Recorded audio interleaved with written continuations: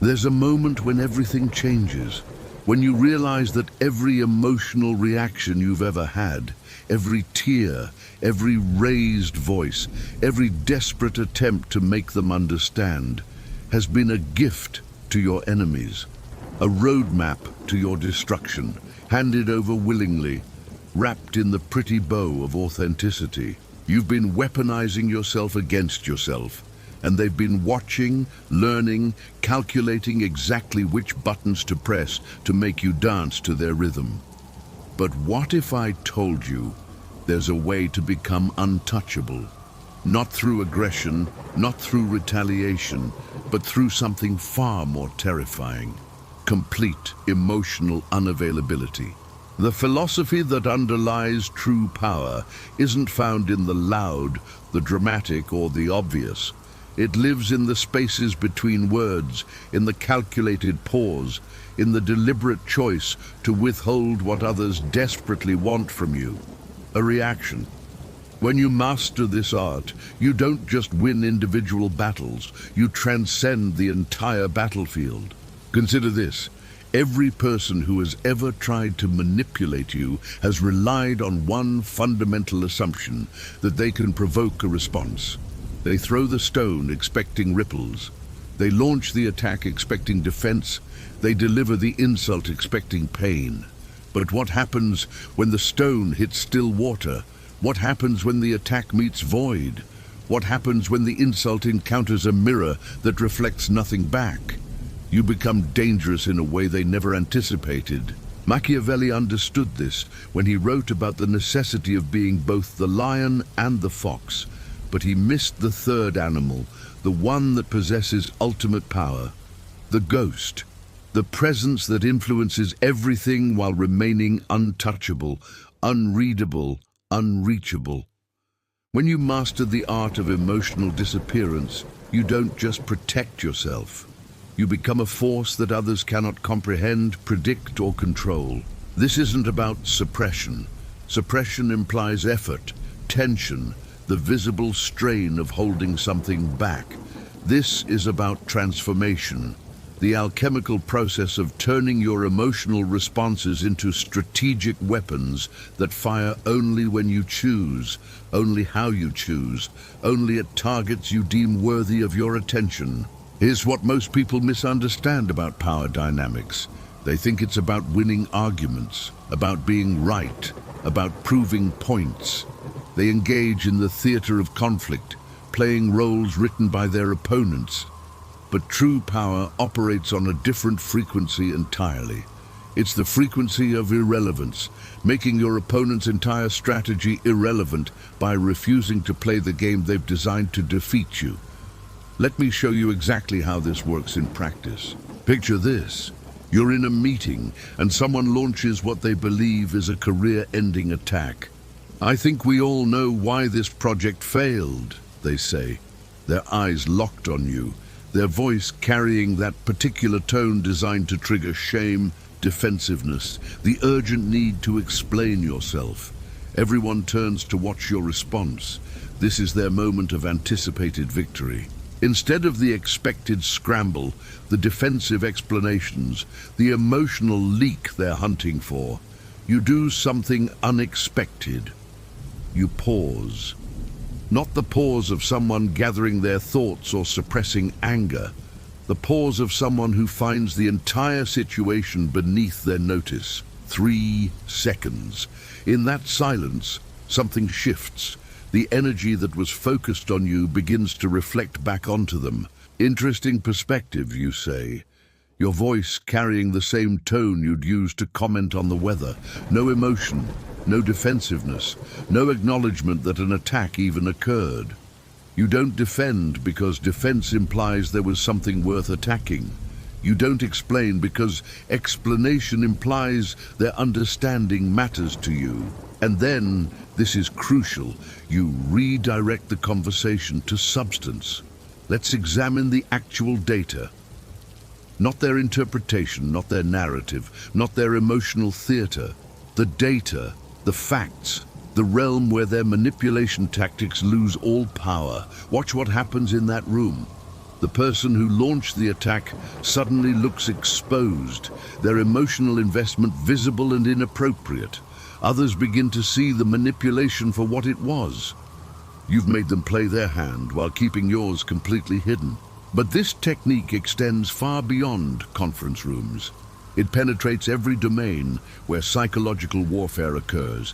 And make no mistake, every relationship, every interaction, every social dynamic involves some element of psychological positioning. In the digital arena, where attacks are amplified and responses are screenshotted and analyzed, this principle becomes even more potent. When someone posts something designed to provoke you, to make you look defensive or unhinged, the conventional wisdom says you have two choices: engage or ignore. But there's a third option that most people never consider: the strategic non-response that carries more weight than any rebuttal. Here's how it works. They post their attack, expecting either silence, which they'll interpret as victory, or engagement, which gives them more ammunition. Instead, you respond to the underlying dynamic without acknowledging the surface attack. If they're questioning your competence, you post something that demonstrates competence without mentioning their challenge. If they're trying to provoke emotional reaction, you respond with something that shows complete emotional stability and focus on your own priorities. The psychological effect is devastating. They've fired their shot, revealed their strategy, shown their hand, and you've demonstrated that their attack wasn't significant enough to even register as something requiring direct response. You've made them irrelevant while making yourself appear unbothered, focused, and in control. This isn't about being passive.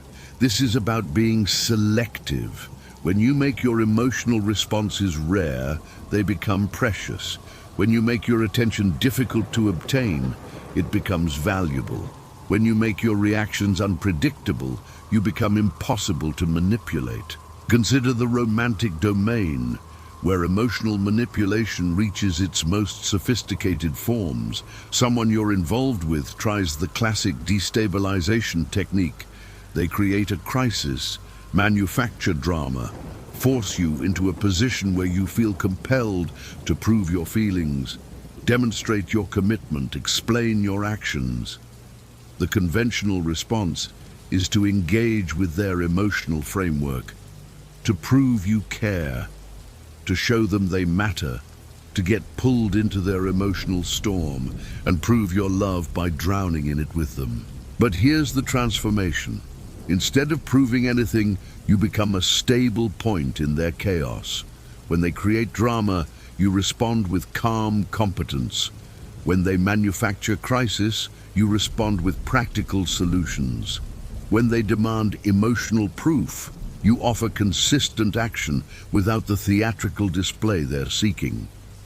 "You don't even care," they might say, their voice carrying all the emotional charge designed to make you scramble to prove otherwise.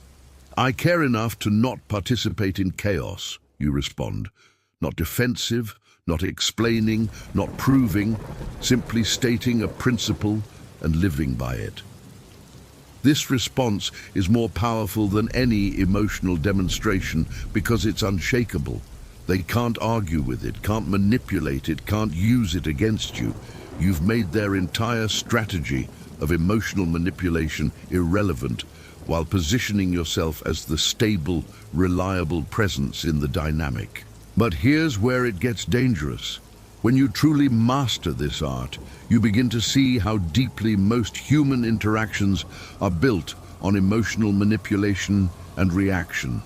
You start to recognize the invisible strings that people pull, the emotional buttons they push, the psychological games they play. And once you see the game, once you understand the rules, once you learn to play at a level they don't even know exists, you become something they fear without understanding why. There's a particular moment when this transformation becomes irreversible.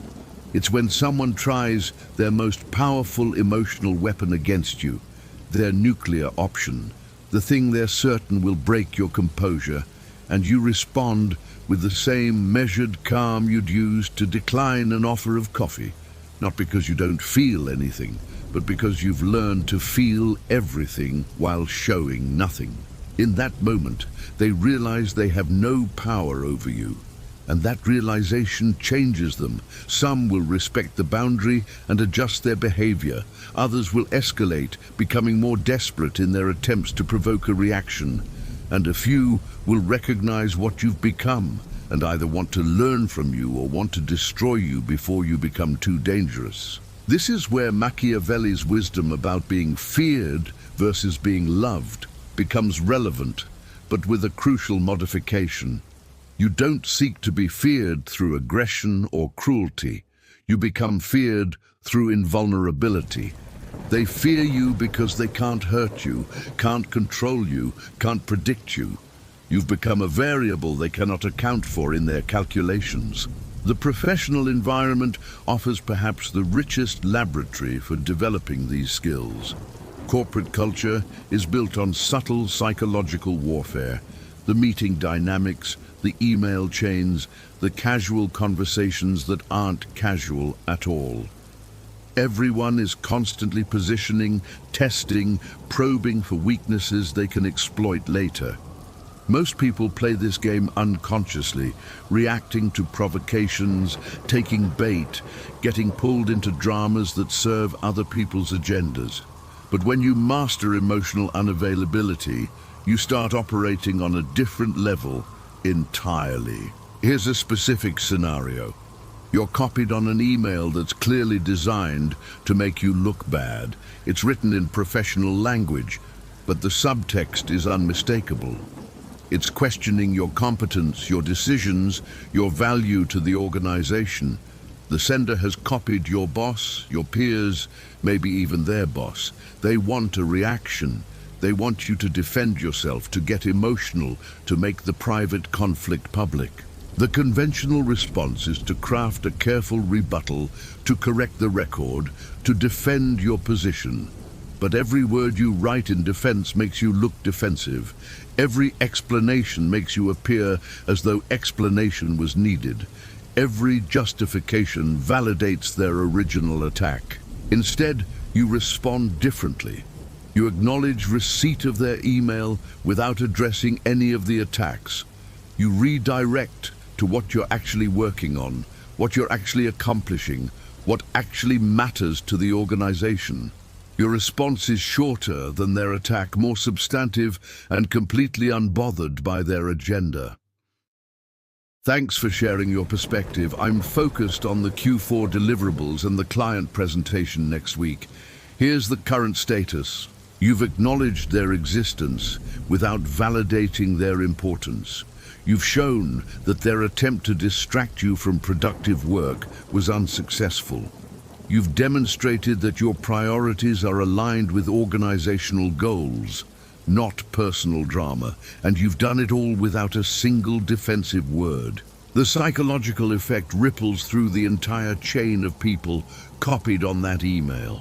They see someone who attempted manipulation and someone who was simply unbothered by it. They see someone who got emotional and someone who stayed focused. They see someone who made it personal and someone who kept it professional. But the real power of this approach becomes evident over time. When you consistently refuse to be pulled into other people's emotional dramas, when you consistently respond to substance instead of manipulation, when you consistently demonstrate that attempts to destabilize you are ineffective, you become someone that others think twice before challenging. They start to realize that attacking you costs them more than it costs you, that trying to manipulate you reveals their own instability while highlighting your composure, that engaging with you in bad faith makes them look bad while making you look professional. This is the paradox of true power. The less you try to demonstrate it, the more evident it becomes. The less you need to defend your position, the more secure that position appears. The less you react to attacks, the more irrelevant those attacks become. But this transformation requires understanding something that most people never grasp. Your emotions are not you.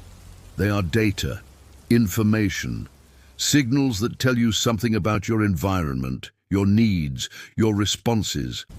But they are not commands that you must obey. They are not evidence that you must present to others. They are not weapons that others can use against you, unless you allow them to be. When someone tries to make you angry, your anger is information about their intention and their methods. When someone tries to make you sad, your sadness is information about their manipulation strategy. When someone tries to make you afraid, your fear is information about what they want you to avoid or doubt. But none of these emotions require external expression. None of them require immediate action. None of them require you to give others the satisfaction of seeing their psychological warfare succeed. This is where the concept transcends simple emotional control and becomes something approaching spiritual discipline. You're not suppressing your humanity, you're refining it. You're not becoming heartless, you're becoming strategic about when and how your heart is engaged. You're not shutting down, you're powering up in a way that serves your highest interests rather than other people's lowest tactics. The social dynamics shift when you master this art. People begin to seek your approval instead of assuming they can manipulate your emotions. They start to value your opinions because they're not colored by emotional reactivity. They begin to respect your boundaries because those boundaries are clearly defined and consistently maintained. Here's a subtle but crucial technique. When someone tries to guilt you into something, instead of defending against the guilt or explaining why you shouldn't feel guilty, you acknowledge the attempt without accepting the premise. I can see you'd like me to feel responsible for that, you might say. Not denying their feelings, not explaining why you're not responsible, not getting pulled into an argument about who should feel what. Simply observing their strategy and declining to participate in it. This response is devastatingly effective because it exposes the manipulation while remaining completely non-aggressive. You're not attacking them. You're simply refusing to be controlled by them. You're not arguing with their feelings. You're declining to take responsibility for managing their emotions. The advanced practitioner of this art begins to see that most human drama is actually a form of mutual entertainment. People create emotional storms because they're bored, because they want to feel important, because they want to see if they can affect others. When you stop being entertaining in this way, when you stop providing the emotional reactions that fuel the drama, most of it simply dies from lack of participation. But here's where it becomes truly powerful. When you've developed this level of emotional unavailability, when you've become genuinely unbothered by attempts to manipulate or control you, you don't have to announce it or demonstrate it. It becomes evident in everything you do. Your voice carries a different quality. Your posture communicates something that others feel even if they can't articulate it. Your presence alone begins to shift the dynamics of any room you enter. This isn't about being cold or unfeeling. It's about being selective. It's about making your emotional responses valuable by making them rare. It's about ensuring that when you do choose to engage emotionally, it's because something genuinely warrants that level of investment, not because someone successfully manipulated you into providing entertainment for their psychological games. The romantic implications of this transformation are particularly profound. When you're no longer susceptible to emotional manipulation, when you can't be guilt-tripped or scared or shamed into compliance, when your emotional responses are genuine rather than reactive, you become the kind of person that healthy people want to be around and unhealthy people can't tolerate. This natural filtering effect is one of the most valuable aspects of developing emotional unavailability. The people who stay in your life are those who value genuine connection over emotional manipulation. The people who drift away are those whose primary mode of interaction was based on their ability to control your emotions. Here's a specific example of how this plays out. Someone you're dating tries the classic jealousy manipulation. They mention an ex, describe an interaction with someone attractive, or create a scenario designed to make you feel insecure and demand reassurance. The conventional response is to feel the jealousy, express the insecurity, seek the reassurance they're offering to provide. This creates a cycle where they manufacture problems and then present themselves as the solution, maintaining control through emotional manipulation. But when you've mastered emotional unavailability, you respond differently. You might say something like, "That's nice. I'm glad you had a good time." No jealousy, no insecurity, no demand for reassurance, no acknowledgement that their story was meant to provoke any particular reaction from you. This response is powerful because it's completely genuine. You truly are glad they had a good time, and you truly aren't threatened by their stories. But it's also strategically devastating because it makes their manipulation attempt completely ineffective while highlighting their manipulative intent. They're left in the awkward position of having tried to create drama where none exists, of having attempted manipulation that was simply ignored.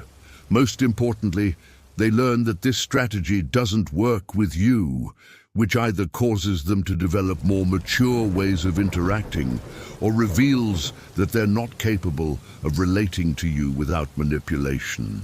The workplace applications become even more sophisticated as you develop this skill. Consider the colleague who tries to undermine your project by creating doubt about your capabilities. Instead of defending your capabilities or providing evidence of your competence, you simply continue delivering excellent work while remaining completely unbothered by their campaign.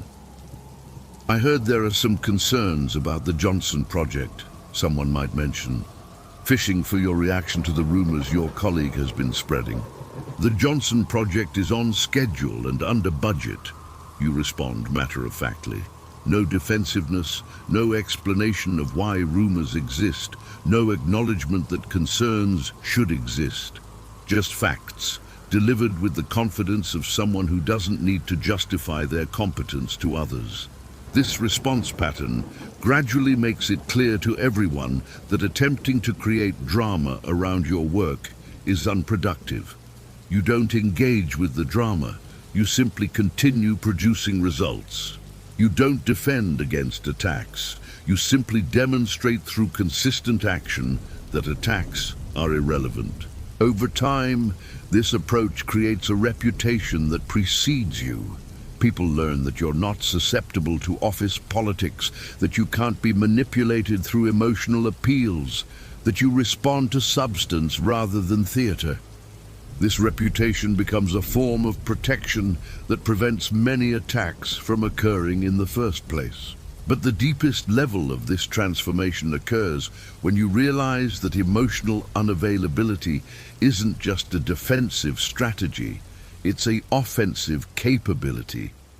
When you're truly unaffected by others' attempts to control you, when your emotional responses are entirely your own choice, you become capable of influencing others in ways that those who are emotionally reactive cannot. Here's why.